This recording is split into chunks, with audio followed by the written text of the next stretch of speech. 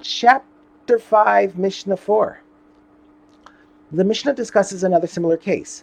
After a person processes his wheat and presses his grapes or olives, the remaining residue, the inedible straw removed from the wheat kernels, the olive pulp, and the grape skins, still has some use, as is sometimes sold. The Mishnah discusses a restriction on who it may be sold to. We now turn to the words of the Mishnah.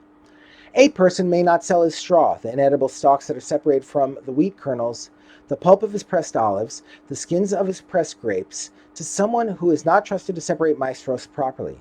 If the buyer intends to extract the final drops of juice from them, the olive pulp or the grapes or grape skins, or in the case of straw, to remove the few wheat kernels that are mixed in with it, for if the buyer extracted the grape or olive juice or removed the wheat kernels to eat, the kernels or juice are subject to Maasros. Even though the seller separated Maasros from his crop before selling the straw-pressed olives or grape skins, those Maasros do not cover the juice or kernels that will be removed from the residue of the crop. Therefore, the juice or kernels must have Maasros separated from them, and then they may not be sold to someone who will not do so.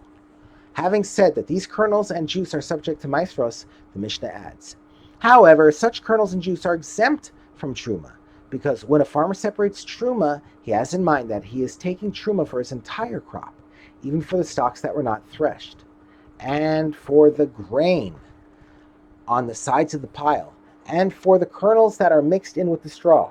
Similarly, in the case of olives and grapes, the Truma separated by the farmer covers all the wine and oil from the crop, even the drops that will later be extracted from the olive pulp or grape skins. Since the farmer's Truma already covered the extra juice and kernels, the buyer does not have to separate Truma from them.